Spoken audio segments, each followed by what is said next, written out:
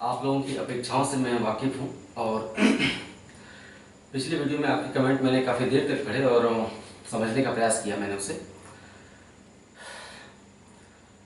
जब तक मुझे समय नहीं मिल जाता है 10 जून या उसके आसपास, 10 जून 15 जून, और धीरे धीरे सरकते रहिए। इससे आगे हम ले चलते रहते हैं भूगोल को।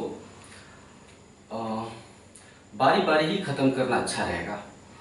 एक साथ सभी विषय पढ़ना ठीक नहीं रहेगा, समझ में भी नहीं आएगा। अगर आप चाहते हैं कि मैं भूगोल के साथ साथ 3-3 विषय लेके चलूँ तो यकीन मानिए आप बढ़िया से उसमें मेहनत नहीं कर पाएंगे। 6 महीने बीतने में कितना समय लगता है? अपनी ज़िंदगी के पिछले 6 महीने जब मैंने पढ़ाना स्टार्ट नहीं किया था या मेरे चैनल से आप नहीं जुड़े थे, तो उसके पहले के 6 महीने कैसे बीते? मेरा संदेश उनके लिए है जो कोचिंग नहीं कर रहे हैं और जिन्हें मेरी ज़रूरत है। तो 6 महीने पिछले कैसे बीते या पिछले 1 साल आपने कैसे बिताए? पता चला कहाँ क्या? देखिए, समय रेत की तरह है, कितना भी मुट्ठिया टाइट रखेंगे वो रेत की तरह खिसक जाना है। अगले 6 महीने भी पता नहीं चलेंगे, साल भर कहाँ बीत जाएंगे आपको पता नहीं चलने वाले हैं। 6 महीने, साल भर, 1.5 साल, 2 साल, 4 साल, 6 साल कब मुट्ठी से सरक जाएंगे पता नहीं चलता है। तो आप तो मेरे साथ एक एक दिन क्वालिटी टाइम बिता रहे हैं ना, भूगोल का एक एक अध्याय ही आगे बढ़ रहे हैं। आप सोचिए आप साल भर बाद कहाँ रहेंगे? सारे विषय खत्म हो चुके रहेंगे, वो भी एक गुणवत्तापूर्ण अध्ययन के साथ। जल्दबाजी ठीक नहीं है, विश्वास करिए मुझ पर। मैं अपनी मजबूरियों के चलते आपको उपदेश नहीं सुना रहा हूँ, मैं आपकी अपेक्षाओं पर भी आऊँगा। अभी मैं अपनी बात कह रहा हूँ, जैसा मुझे अनुभव है। धीरे धीरे ही आगे बढ़िए, भूगोल पढ़िए। हालांकि भूगोल के साथ साथ मैं इतिहास ले चलूँगा। 10 जून या 15 जून के बाद जैसे ही समय मिलेगा मैं अपने कार्यक्रम में 2 से 3 गुना तेजी ले आऊँगा। केवल पढ़ाई नहीं बल्कि अपने अनुभव से एक अच्छा मोटिवेशन, रोज रोज का प्रोग्राम, सिलेबस, अलग अलग परीक्षाओं का पाठ्यक्रम, अलग अलग परीक्षाओं में कितने स्तर की परीक्षाएं होती हैं, परीक्षा प्रणाली क्या है, कितने नंबरों का प्रत्येक पेपर होता है, ये सब कुछ मैं चर्चा करूँगा। पीसीएस के लिए भी, आईएएस के लिए भी और एसएससी के लिए भी, जहाँ तक मुझे जानकारी है। जानकारी नहीं तो जानकारी आपके लिए मैं जुटा लूँगा ना। एसएससी वालों के लिए, एसएससी के लिए एक बहुत बड़ी संख्या एसएससी एग्जाम दे रही है। सामान्य अध्ययन एसएससी वालों से मैं विशेष रूप से कहना चाहूँगा, वो अक्सर मुझसे पूछते हैं कि क्या एसएससी के लिए पर्याप्त है। तो एसएससी के लिए लूसेंट के फैक्ट रट के तो कभी नहीं पास किया जा सकता। वो हमेशा जो हफ्ते 10 दिन या 1 महीने का कोर्स करवाते हैं ना सामान्य अध्ययन के लिए, वो तो बरगलाते हैं, फीस ले लेते हैं, उसके बाद बरगला देते हैं। 1 महीना बैठाएंगे, 7 दिन भूगोल पढ़ाएंगे, 7 दिन इतिहास, 7 दिन विज्ञान, 7 दिन पॉलिटी, 7 दिन इकोनॉमिक्स, इतनी पढ़ाई हो जाएगी। वो बेवकूफ़ बनाते हैं। सबसे अच्छी पढ़ाई है क्रमशः धीरे धीरे मेरे साथ पढ़ते रहिए। एसएससी के सवाल जीएस के थोड़े टफ आते हैं, मैंने नोटिस किए हैं, लेकिन टफ सवाल कोई नहीं हल करता है। एसएससी में अगर 50 सवाल जीएस के आते हैं, मैंने एसएससी के सैकड़ों पेपर्स देखे हैं, 50 सवाल आते हैं एसएससी में जीएस के, तो उनमें से 30 सवाल या 35 सवाल ही ऐसे होते हैं जो हल करने योग्य होते हैं। कितना भी आप मेहनत कर लीजिए, फिर उससे ज़्यादा मेहनत करने की जरूरत क्या है? गणित है, इंग्लिश है ना, गणित है, इंग्लिश है, रीजनिंग है, तो उस पर भी तो ध्यान देना है कि केवल जीएस ही 50 में से 40 हल करना है। तो समय को मैनेज करते ही तो ध्यान देना है ना, थोड़ा समय इंग्लिश को देना है, थोड़ा मैथ्स को देना है। मैं मैथ्स भी स्टार्ट करूंगा, वो एसएससी के लिए भी उपयोगी होता है और पीसीएस के लिए भी।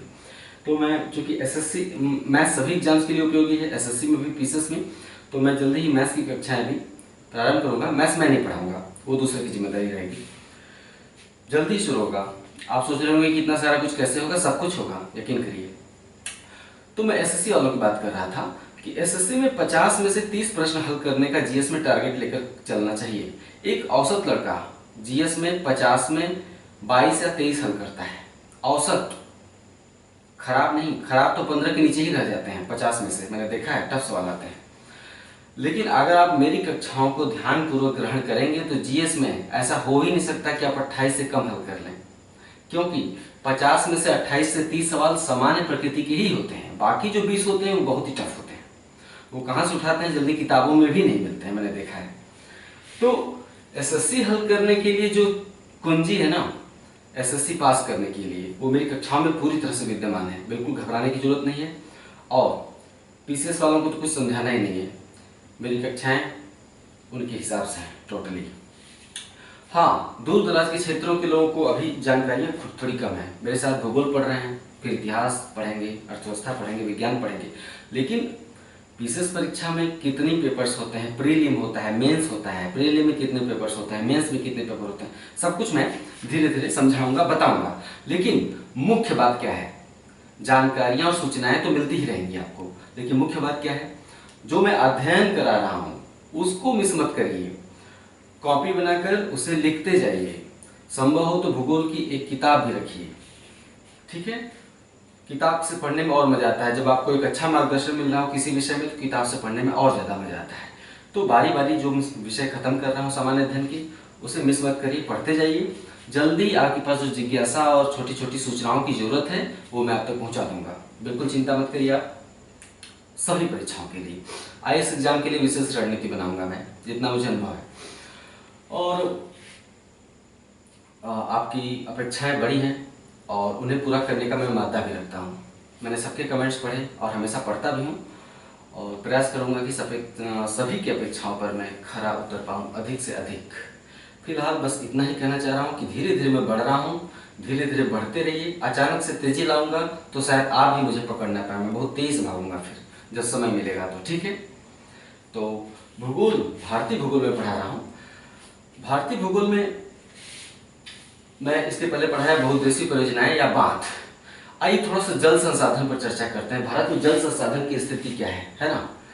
जल भूमि के ऊपर होता है और भूमि के नीचे होता है, ग्राउंड वाटर कहते हैं, और सतही प्रवाह, जो नदी के रूप में बहता है उसे सतही प्रवाह कहते हैं, और जो जमीन के नीचे रहता है उसे क्या कहते हैं, भूमिगत जल। तो जल संसाधन की स्थिति क्या है, क्योंकि सिंचाई उसी पर निर्भर करती है, चाहे घरेलू कार्य हो, चाहे सिंचाई, चाहे पेयजल, चाहे उद्योग, चाहे जल शक्ति जनन। तो जल संसाधन को थोड़ा सा भारत में समझते हैं। तो इसमें सबसे पहले ये लिखिए कि भारत में दुनिया में चौथा सबसे बड़ा जलग्रहण क्षेत्र ब्रह्मपुत्र नदी का है। वर्षन से बना देता हूं। जल संसाधन में यहां मैं जीएस के लिए पढ़ा रहा हूं, उतना ही पढ़ाऊंगा जितना जरूरी है। भारत दुनिया में चौथा सबसे बड़ा जलग्रहण क्षेत्र ब्रह्मपुत्र नदी का है, ठीक है। दुनिया में चौथा सबसे बड़ा जलग्रहण क्षेत्र ब्रह्मपुत्र नदी का है, लेकिन भारत में सबसे बड़ा जलग्रहण क्षेत्र गंगा नदी का है। भारत में सबसे बड़ा जलग्रहण क्षेत्र गंगा नदी का है, क्योंकि ब्रह्मपुत्र नदी भारत में केवल पूर्वोत्तर भारत में ही बहती है। ब्रह्मपुत्र नदी भारत में केवल पूर्वोत्तर भारत में बहती है और इसकी अधिकांश लंबाई चीन में है, ठीक है।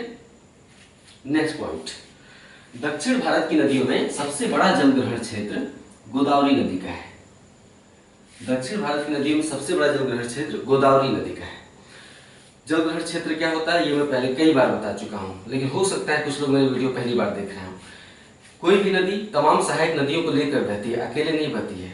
तो मुख्य नदी के साथ साथ सहायक नदियों का पूरा क्षेत्र, सहायक नदियां क्या करती हैं, जल बहाकर लाती हैं और मुख्य नदी में डाल देती हैं। तो वो पूरा क्षेत्र जहां से मुख्य नदी अपने सहायक नदियों के माध्यम से जल बटोरती है और लेके बहती है और समुद्र में गिर जाती है, उस पूरे क्षेत्र को कहते हैं जलग्रहण क्षेत्र। जलग्रहण क्षेत्र एक नदी से निर्मित नहीं होता है, उसमें सैकड़ों हजारों नदियां हो सकती हैं, ठीक है। तो जलग्रहण क्षेत्र का नाम हम मुख्य नदी के नाम पर देते हैं, जैसे ब्रह्मपुत्र नदी का जलग्रहण क्षेत्र, गंगा नदी का जलग्रहण क्षेत्र। जैसे गंगा नदी में तमाम सहायक नदियां हिमालय से निकलती हैं और इसकी तमाम सहायक नदियां प्रायद्वीपीय भारत से निकलती हैं। तो ये पूरा क्षेत्र क्या है, गंगा नदी का जलग्रहण क्षेत्र है ना, ये पूरा क्षेत्र। तो मैंने बताया कि दक्षिण भारत में सबसे बड़ा जलग्रहण क्षेत्र गोदावरी नदी का है। नेक्स्ट पॉइंट लिखिए, अगर वार्षिक वाही जल की दृष्टि से देखें, यहां मैंने लिखा है वार्षिक वाही जल, ब्रैकेट में लिखा है एक वर्ष में जल प्रवाह की मात्रा। किसी नदी में एक वर्ष में जल प्रवाह की जो मात्रा होती है उसे क्या कहते हैं, वार्षिक वाही जल। यदि वार्षिक वाही जल की दृष्टि से देखें तो ब्रह्मपुत्र नदी प्रथम स्थान पर है, यानी ब्रह्मपुत्र नदी यहां से लेकर यहां तक बहती है। एक वर्ष में ब्रह्मपुत्र नदी में जितना पानी बह जाता है वो भारत में बहने वाली नदियों में सबसे ज्यादा है, समझ गए आप। फिर से बोल रहा हूँ, यदि वार्षिक वाही जल की दृष्टि से देखें तो ब्रह्मपुत्र नदी प्रथम स्थान पर है, ठीक है। लेकिन ब्रह्मपुत्र नदी के जल का उपयोग भारत अधिकतर नहीं कर पाता है। क्यों? क्योंकि इसकी अधिकांश लंबाई चीन में पड़ती है और चीन ने इस पे बांध बना रखा है। साथ ही बांग्लादेश में भी ये पहुंचती है, तो इसके जल पर 3 देशों का अधिकार हो गया है। इसलिए भारत बहुत ज्यादा ब्रह्मपुत्र नदी के जल का उपयोग नहीं कर पाता है। वार्षिक वाही जल की दृष्टि से ब्रह्मपुत्र नदी के बाद गंगा नदी का दूसरा स्थान है। फिर से बोल दूं, वार्षिक वाही जल की दृष्टि से ब्रह्मपुत्र के बाद गंगा नदी का दूसरा स्थान है। भारत में 78% जल का उपयोग कृषि कार्य में होता है, अर्थात सिंचाई में होता है। नोट कर लीजिए, आपसे प्रश्न भले न पूछा जाए, लेकिन हो सकता है पूछ दे कि भारत में सबसे ज्यादा जल का प्रयोग किस काम में होता है, या कृषि के बाद सबसे ज्यादा जल का प्रयोग किस क्षेत्र में होता है। कृषि या सिंचाई के बाद, सिंचाई के बाद जल विद्युत में होता है, तो इसे जानना जरूरी है। भारत में सबसे ज्यादा 78% जल का उपयोग कृषि या सिंचाई में होता है, 13% जल का उपयोग जल विद्युत निर्माण में होता है, 6% जल का उपयोग घरेलू कार्य में होता है और 3% जल का उपयोग उद्योगों में होता है। ध्यान देने वाली बात यह है कि जल के उपयोग में घरेलू कार्य उद्योगों से आगे है, यानी जल का उपयोग घरेलू कार्यों में उद्योगों की अपेक्षा ज्यादा होता है, ठीक है। जो मैदानी भागों में बहने वाली नदियां हैं, भाई ये तो प्रायद्वीपीय भारत का पठार है ना। प्रायद्वीपीय भारत कैसा है? प्रायद्वीपीय भारत पठारी है। अगर तटीय क्षेत्रों को छोड़ दिया जाए, क्योंकि तटीय क्षेत्रों में मैदानी क्षेत्र है, तो तटीय क्षेत्रों को छोड़ दिया जाए तो पूरा प्रायद्वीपीय भारत क्या है? पठारी है, अर्थात चट्टानों से निर्मित है, ऊंचा उठा हुआ क्षेत्र है, पठारी है। तो मैदानी भागों की नदियां सिंचाई के लिए अधिक उपयोगी होती हैं। मैदानी भाग कहाँ है? उत्तर भारत का मैदान, यहाँ सतलज से लेकर गंगा का मैदान और ब्रह्मपुत्र का मैदान, साथ ही पूर्वी तटीय मैदान और पश्चिमी तटीय मैदान, है ना। तो मैदानी भागों में बहने वाली नदियां सिंचाई कार्य के लिए अधिक उपयोगी होती हैं। क्यों? क्योंकि मुलायम मिट्टी का क्षेत्र होने के चलते मैदानी भागों में नदियों से नहरें निकाली जा सकती हैं, क्योंकि यहाँ की मिट्टी मुलायम होती है। यही कारण है कि नहरी सिंचाई की दृष्टि से उत्तर प्रदेश भारत का प्रथम राज्य है। सर्वाधिक नहर सिंचित राज्य कौन सा है भारत का? उत्तर प्रदेश है। क्यों? क्योंकि मैदानी क्षेत्रों में पड़ता है और नदियों से नहरें निकाली जा सकती हैं।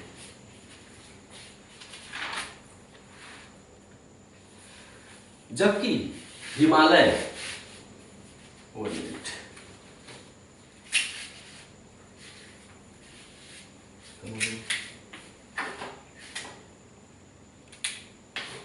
हिमालय क्षेत्र यहाँ पे है ना, ये हिमालय और ये क्या है? पठारी भारत। जबकि हिमालय क्षेत्र और पठारी भारत की नदियां जल विद्युत उत्पादन के लिए अधिक उपयोगी होती हैं। मैंने बताया थोड़ी देर पहले कि मैदानी क्षेत्रों में बहने वाली नदियां सिंचाई कार्य के लिए अधिक उपयोगी हैं, क्योंकि मिट्टी मुलायम होने के कारण यहाँ से नहरें निकाली जा सकती हैं। यही कारण है कि भारत का सर्वाधिक नहर सिंचित राज्य उत्तर प्रदेश है, जो कि मैदानी क्षेत्रों में है। जबकि हिमालय क्षेत्र और प्रायद्वीपीय भारत की नदियां अर्थात पठारी भारत की नदियां जल विद्युत उत्पादन के अधिक अनुकूल हैं, क्योंकि पठारी भारत में भूमि असम या विषम या उबड़ खाबड़ होने के कारण यहाँ प्राकृतिक रूप से जलप्रपातों का निर्माण हुआ है। पठारी भारत में भूमि कैसी है? उबड़ खाबड़ है, ऊंची नीची है, इसके चलते यहाँ पर प्राकृतिक रूप से जलप्रपातों का निर्माण हुआ है, इसलिए यहाँ पे जल विद्युत आसान है। नेक्स्ट पॉइंट, पठारी भारत में हिमालय की अपेक्षा पठारी भारत में जल विद्युत का विकास अधिक किया गया है। क्यों? क्योंकि हिमालय क्षेत्र इतना दुर्गम है कि यहाँ जल विद्युत के विकास में कठिनाइयां भी बहुत हैं और खर्च भी अधिक आता है। क्योंकि हिमालय क्षेत्र एक तो यहाँ पे निर्वनीकरण कम हुआ है, पूरा जंगलों से ढका हुआ क्षेत्र है। दूसरे, हिमालय में बहुत ज्यादा ऊंचावाच है, कहीं बहुत ऊंचा है, कहीं एकदम खाई है, गहरी ढाल बहुत तेज है। तो इसके चलते हिमालय क्षेत्र में दुर्गम होने के चलते यहाँ पर बहुत मुश्किलें आती हैं जल विद्युत संयंत्रों की स्थापना में, साथ ही खर्चा भी बहुत आता है। इसलिए जल विद्युत का विकास पठारी भारत में अपेक्षाकृत अधिक हुआ है। मैं अभी जो पढ़ा रहा हूँ जल संसाधन के अंतर्गत, ये आईएएस एग्जाम के लिए उपयोगी है। मुख्य रूप से आईएएस एग्जाम में जिस तरह से सेंटेंस बना के या कथन कारण दे के एक सवाल पूछे जाते हैं, वहां पे ये ज्ञान जरूरी था, इसलिए मैंने आपको दिया। ठीक है, तो नेक्स्ट पॉइंट,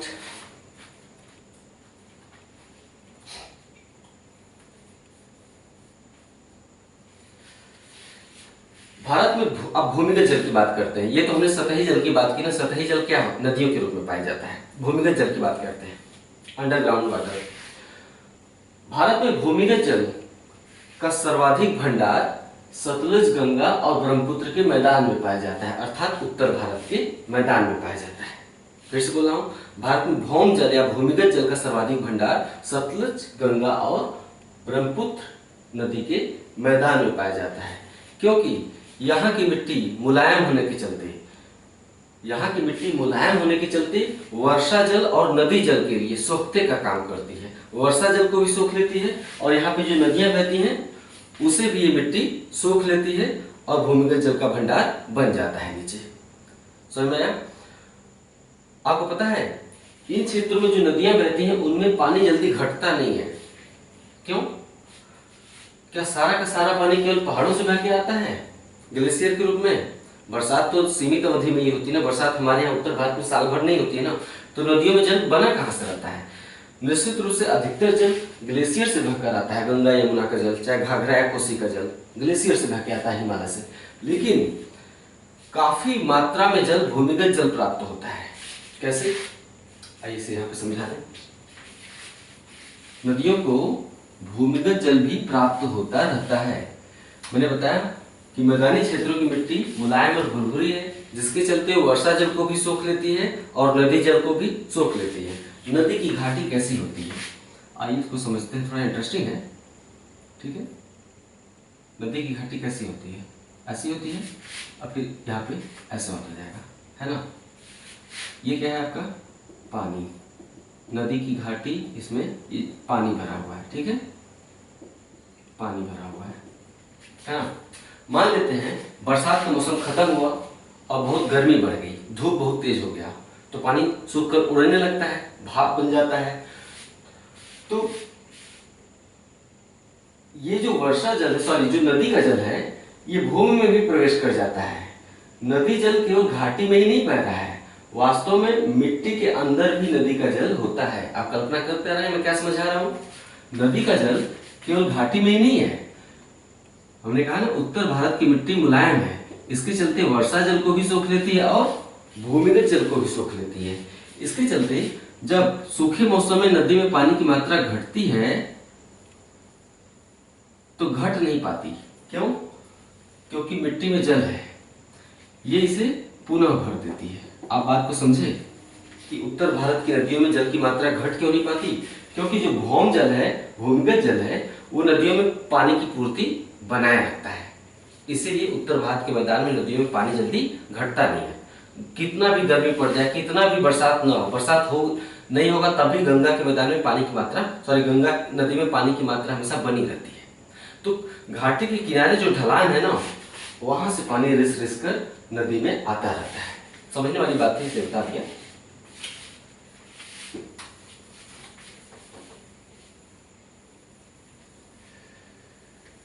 जब आप भूगोल वैकल्पिक विषय पढ़ेंगे मेरे साथ, तो वहां पे ये सब बातें काम देती हैं। भूगोल वैकल्पिक विषय जब पढ़ते हैं तो उसमें अंदर की बातें जाननी बहुत जरूरी हो जाती हैं। वहां पे केवल सतही बातें जानने से काम नहीं चलता है। तो वही मैंने अंदर की बात बताई अभी आपको थोड़ी देर पहले। ठीक है, तो मैं क्या बता रहा था? हाँ, भारत में भौम जल का सर्वाधिक भंडार कहाँ है? उत्तर भारत के मैदान में, क्योंकि यहाँ की मिट्टी मुलायम है और वर्षा जल और नदी जल को सोख लेती है। ठीक है,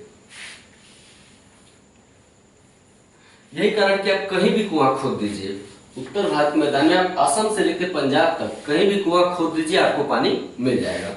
जैसे ही आप 10-15 मीटर खोद के नीचे जाएंगे, 15-20 मीटर, आपको पानी मिल जाता है और प्यास बुझ जाती है। उत्तर भारत के मैदान के अलावा पूर्वी तटीय मैदान और पश्चिमी तटीय मैदान में भी भूमिगत जल पाया जाता है क्योंकि यहाँ की मिट्टी भी मुलायम है। ठीक है। पठारी भारत में भूमिगत जल या तो नहीं पाया जाता या तो बहुत ही कम पाया जाता है। अब आप कहेंगे चूंकि ये आज का अध्याय शुरू कॉन्सेप्चुअल है, समझ लेंगे तो अंदर से खुशी मिलेगी, लंबे समय तक एक अनुभव रहेगा कि वास्तव में दक्षिण भारत के लोगों का जीवन कैसा होता है। ये भी समझने में मदद मिलती है क्योंकि जीवन हमेशा पानी पर निर्भर करता है। जैसा पानी वैसा जीवन। सुनते रहना चाहिए, हर चीज को समझते रहना चाहिए, कोई भी चीज फालतू नहीं होती है। मुझे लगा कि आप शायद बोर हो रहे थे। ठीक है। पठारी भारत में भूमिगत जल कम पाया जाता है। क्यों? क्योंकि भूमि बहुत पथरीली है। पथरीली भूमि पानी तो सोखती नहीं है, संभव ही नहीं है, लेकिन पत्थर में दरार पाए जाते हैं। ये पूरा जो पठारी भारत है राजस्थान से शुरू होता है और तमिलनाडु तक जाता है, लगभग 6-7 राज्य है इसके अंतर्गत। ये पूरा पथरीली भूमि है लेकिन इसमें चट्टानों में मोटे मोटे दरार पाए जाते हैं। तो जब बरसात होती है ना, जब बरसात होती है, ये जैसे दरार है, ठीक है, ये क्या है, ये दरार है। तो जब बरसात होती है तो बरसात का पानी दरारों में घुस जाता है, पठारी भारत के दरारों में घुस जाता है। तो एक तरह से वो भूमिगत जल का ही काम करता है। अब मान लेते हैं कहीं आपने कुआं खोदा, यहाँ पे क्या आपने कुआं खोद दिया,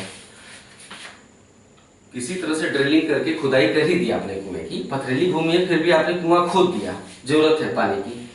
तो इस कुएं में पानी कहां से आएगा?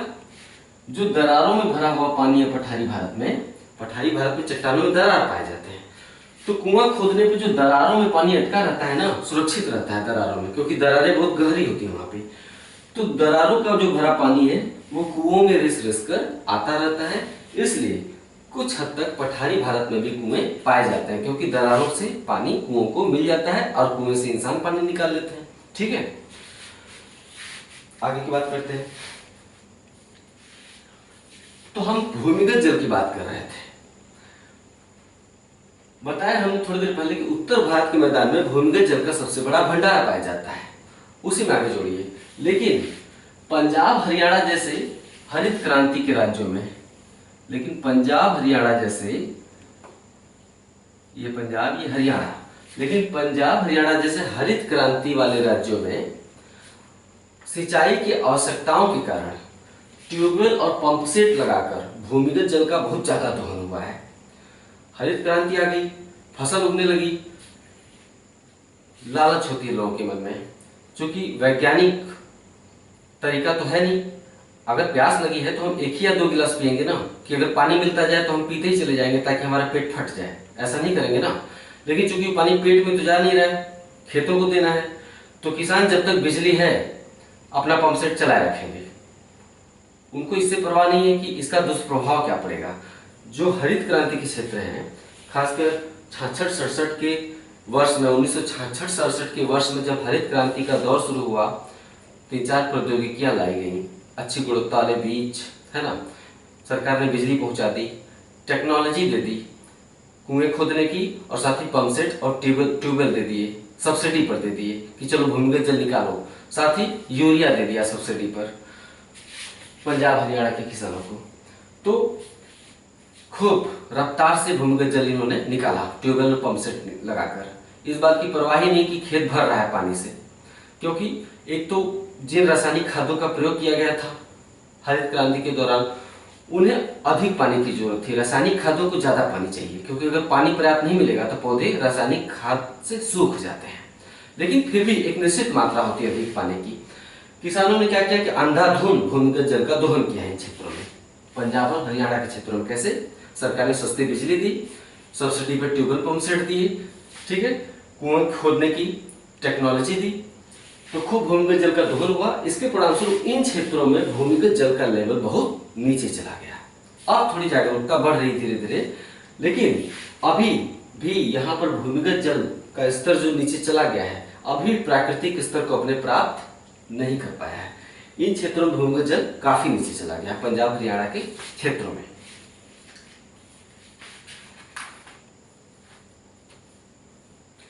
तो भूमिगत जल तो नीचे चला ही गया है, साथ ही अत्यधिक सिंचाई के कारण यहाँ खेतों में अर्थात मिट्टी में लवणीयता और क्षारीयता की समस्या बढ़ी है। क्योंकि भूमिगत जल में कुछ लवण होते हैं, खनिज होते हैं, है ना। तो पानी जो खेत में आता है तो सूखकर उड़ जाता है, लेकिन उसमें जो लवण घुले हुए हैं, खनिज घुले हुए हैं, वो खेतों में ही पाउडर के रूप में सूखकर पड़े रहते हैं, जिससे जो मिट्टी है धीरे धीरे बंजर की शक्ल धारण करती चली जाती है। जो यूएनईपी है, यूनाइटेड नेशन एनवायरनमेंट प्रोग्राम, संयुक्त राष्ट्र पर्यावरण कार्यक्रम, मुख्यालय कहाँ है? नैरोबी में, केन्या के नैरोबी में उसका मुख्यालय है। तो यूएनईपी ने पश्चिमोत्तर भारत अर्थात पंजाब हरियाणा के अधिकांश क्षेत्रों को मृदा निम्नीकरण का क्षेत्र घोषित कर रखा है। मृदा निम्नीकरण मतलब उसकी स्थिति में ह्रास, गिरावट। तो यूएनईपी ने पश्चिमोत्तर भारत के कई क्षेत्रों को मृदा निम्नीकरण के क्षेत्रों में शामिल किया है, जानने वाली बात है।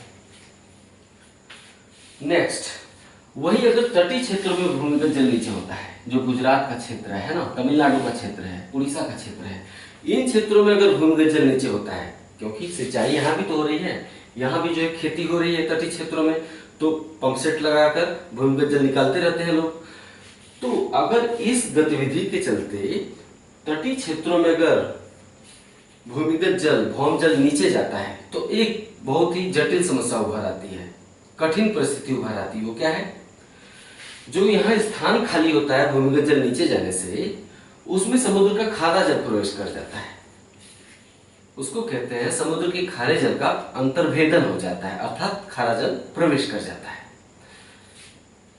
इसके चलते गुजरात का जो मेहसाना क्षेत्र है, गुजरात का जो मेहसाना वाला इलाका है, वहां पर जमीन के नीचे खारा पानी पाया जाता है। जो आप कुआं खोदते हैं, कुआं में खारा पानी चला गया है, जो न पीने लायक होता है और न ही सिंचाई लायक होता है। नेक्स्ट पॉइंट, जल संसाधन में जो जानने वाली बातें हैं जीएस के हिसाब से, वही मैं यहाँ पे बता रहा हूँ, सभी परीक्षाओं के लिए महत्वपूर्ण है। देखते रहिए। जल राज्य सूची का विषय है। संविधान में 3 सूचियां हैं, केंद्र सूची, राज्य सूची, समवर्ती सूची।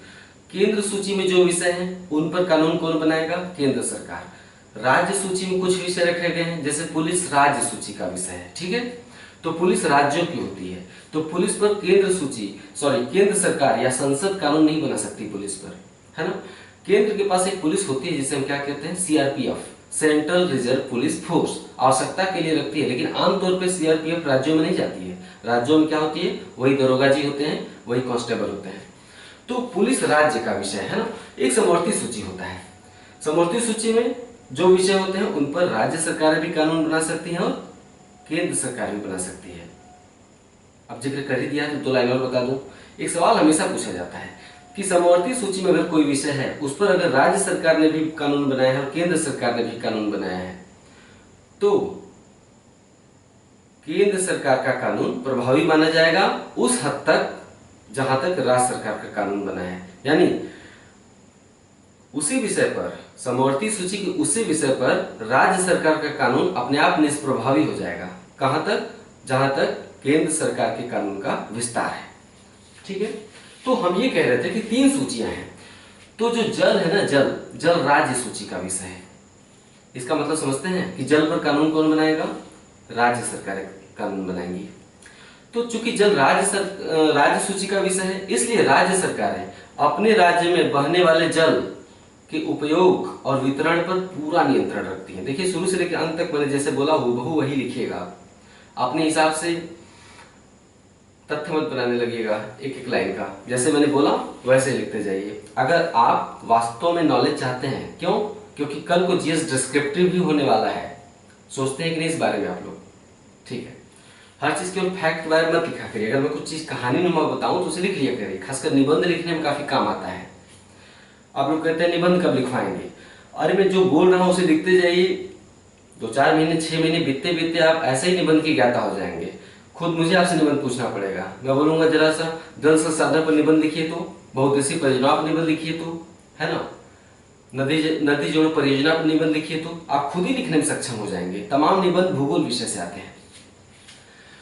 तो निबंध कुछ अलग से नहीं होता है। आप पढ़ाई के दौरान जो ज्ञान अर्जित करते हैं ना, उसी का अगर आप एक केंद्रीय विषय पर पूरा उपयोग कर दे अपनी रचनात्मकता के साथ, तो एक बहुत ही खूबसूरत निबंध तैयार होता है। अलग से कोई देव ज्ञान नहीं उतरता उसके लिए। तो मैं ये बता रहा था, क्या बता रहा था, हाँ, तो चूंकि राज्य सूची का विषय है इसलिए राज्य सरकारें अपने राज्य में बहने वाले जल के उपयोग और वितरण पर पूरा नियंत्रण रखती हैं। लेकिन नदी क्या है, नदी राज्य सूची तो देख नहीं रही है, मनमानी है, एक राज्य में बही दूसरे राज्य में ही तीसरे राज्य में चली गई, आजाद है। तो नदियां एक राज्य में नहीं बहती हैं, कई राज्यों में चली जाती हैं। इसके चलते राज्यों में लड़ाई हो जाती है।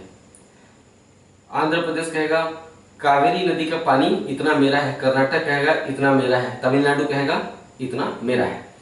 तो विवाद केवल एक नदी पे नहीं होता है, पूरे नदी के जलग्रहण क्षेत्र पे होता है, क्योंकि कावेरी नदी का पानी अकेले नहीं बह रहा है, कावेरी नदी कई नदियों का पानी लेकर बह रही है ना।